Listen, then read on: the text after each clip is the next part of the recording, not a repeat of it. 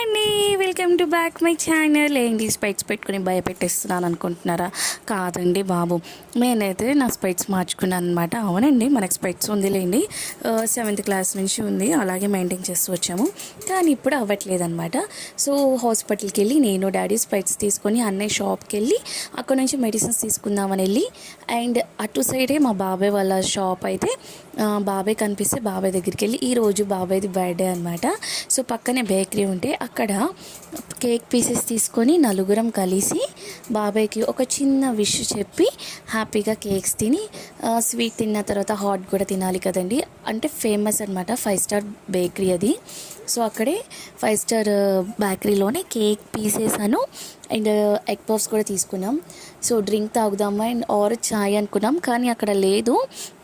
So quite opposite famous అనమాట Himani. So హిమనీలో బాదం పాలు తాగి ఈ రోజైతే ఇలా కంప్లీట్